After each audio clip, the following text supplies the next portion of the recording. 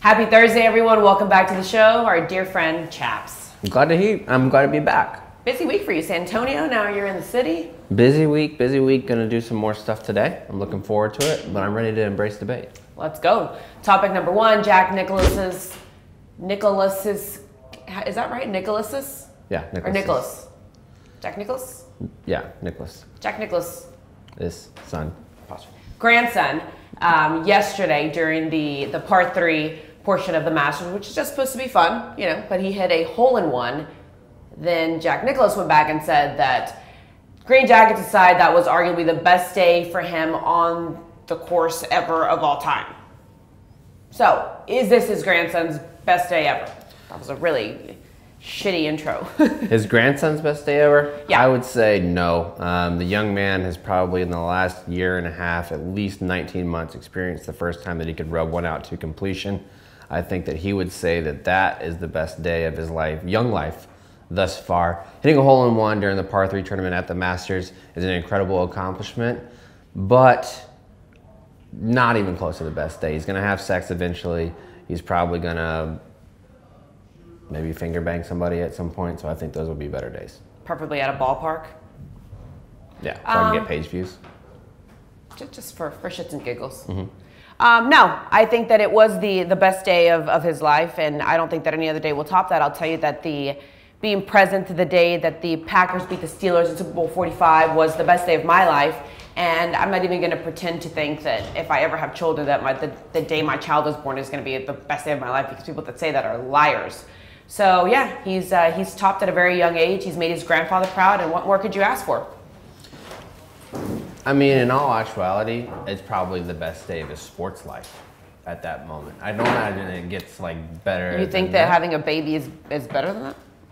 Oh no, having a baby's terrible. The day that your baby's born is god awful, because like your wife, if you're the dude, your wife is in like pain. You have to watch her go through pain for hours, and sure the baby gets there, but then you have all kinds of work. It's like very scary. It's the scariest day of your life when a baby I have never appreciated you more than right now. It's just, people say that was the best day is insane. If someone says to you, the best day of my parenting life is the day that my kid is finally potty trained all the way, I would agree with that. Like, that's a good day. No more pissing your pants, kid. The baby's born, you know you got 2.5 years of really solid work ahead of you. So you're not like, this is the best day ever, by any means. Worst part of being a dad? Watching your children fail. Do your kids fail a lot? Are your kids failures? No, they don't fail a lot, but when you, like, for instance, like my older daughter, she tried out for a team and didn't make it. It was really sad. And then when everything is taken out of your control, when they get to the point in their life where not everything's in your control and they have to experience some up and downs, that is the toughest part about being a parent. I don't want to make this about me, but I didn't have a dad growing up, and I would like to have you as my dad. You seem like that was actually my goal when I became a father, was to be everything that my father wasn't. And here you are. And here I am. Looking fucking fit, too. Talking shit and writing about poop, writing about fingering. finger banging. Yeah. They'll be super proud. That's it. All right, topic number 2. Baseball has been back for a week now, and seats have not been filled. So some people are suggesting that the right thing to do would be for organizations to take people in the nosebleeds and upgrade them and move them down into better seats. Win-win situation. Chaps, is this a good idea? I don't even think they need to go that far. Just don't stop people from going down. Like, if you're in the nosebleed, you have your seat, just don't make it a thing where your usher is saying, go back up. Just let them do it. Don't announce like, hey, if you guys want to come down to the front, you can do it, because I understand the precedence that gives, but just don't actively stop people from doing it. That's actually a pretty good suggestion, but I still think that in this world, you pay for what you get, and you get what you pay for, and if you're down there and you're right behind home plate and you spent, let's say, $500 for your seat, and old Joe Schmo in the nosebleed comes down and decides he wants to sit next to you, that's not right. You've worked hard for that money. You've worked hard to be able to purchase that seat, and some regular guy who's gonna come and sit next to you, probably smoking a cigarette, smelling horrible. You don't wanna be that guy. The organization, I get it. Maybe, you know what? Maybe instead, make the middle sections a little cheaper, or how about just stop playing as many baseball games? Yikes. I don't think that at all. I feel like maybe if no, I think they should. Every ballpark in the country. It looks ridiculous. Like why would you have empty seats if you don't have to? Every ballpark in the country, if it's a day game during the week, should have dollar dogs. It's such a draw. I wasn't gonna go to an Astros game last year, and then they were like, "It's dollar dog day," and I was like, "Well, I'm gonna go." It's 3 hours, but I'm gonna spend $40 on gas to get there. But I'm gonna have a dollar dog when I actually get to the ballpark. But that's the thing too, is everything is just so expensive now. So like beer, the food, then the seat is so much more. Like when we were little, you know, we would go and we would pay like $10 for a ticket. That's what made the Falcons. The Falcons dropped their concession prices to like $3 a Coke, and they made more money than they ever had, like on concessions, because people were more willing. Like if you buy a beer, like for me, if I would go buy a beer at a game, $9 a beer, $10 a beer, I might buy one or two. You drop those fuckers down to like $4, buddy, let's have a party. Like I'm gonna get down with it, but I'm not gonna, the entire time I'm drinking a $10 beer, I'm thinking, this is a $10 beer, and it's Bud Light.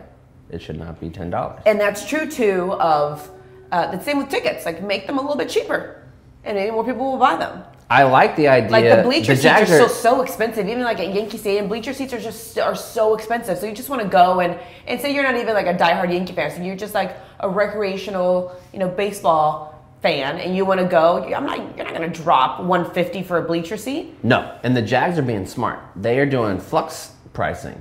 So if they're playing like the Patriots, they're going to charge you $250 for the tickets. You're playing the 2-10 Colts. You're gonna pay like $70 for that same ticket, which is genius. Yeah, but also who wants to go see the Colts play? Nobody. That's why you gotta charge $70. Sorry, Pat McAfee. Okay, so I don't know if you've seen this, but there's a 9-year-old girl that's basically like blowing up on Twitter now because she has really funny captions to the New Yorker Caption contest. Mm-hmm. You're a writer. I am. And I would argue that you're the ultimate of panty droppers when it comes to your writing. I mean, quite literally, we're just talking about dropping panties. People have said that. Yeah. So I'm going to show you these pictures that she gave these illustrious captions for, and I'm going to see what you got. Okay. We're going to put this 9-year-old go to shame. All right. All right, here's the first one. Oh, that's tough. If she has a good caption, I'm going to be pissed because the only thing I can really think of is like how it feels like when you're trying to order from Pizza Hut. But what's the caption? I don't know. Like, I mean, it's not even a good picture. Like, that's the point. It's a terrible picture. So I think that I wouldn't even try, like, to caption it because I would just scroll by it. So your answer is you're not even going to try. I would say, my caption would be like, hey, Keith, can you send this to Nate? Like just so Nate would block it or something. All right, I didn't think hers was that great until I heard yours. Yeah, mine was pretty bad. Next picture. So this is like a rat with wings and some sort of pigeon. How I feel when I'm hanging out with pretty people. That's good. Right? Okay, we're back. This one I thought would be good for you. Paint me like one of your French girls. Jack. Mm-hmm. Mm-hmm. Mm-hmm. Classic Titanic. Spread those husks, baby. Okay. I got nothing. I saw hers, and it's better than anything I could come up with, and it kind of makes me sad. Table for two, please? I think that's pretty good. Okay, what about this one? I mean, you could do stuff when you're writing, because you'd be like cold bird coffee, like, and make it be like cold brew, but... Oh, okay, I see it. I mean, I don't know. Now I'm embarrassed because she's like, what does she say? Is she better than me again? I didn't think this was the... Was this whole like thing designed to take me down a peg? No, it was not. How dare you? No, it was not. I genuinely thought you were going to be really fucking awesome at it. OMG, everything is going wrong. She spelled wrong. Spelled incorrectly. Wrong. RONG. I wouldn't have got that, but... I mean, well...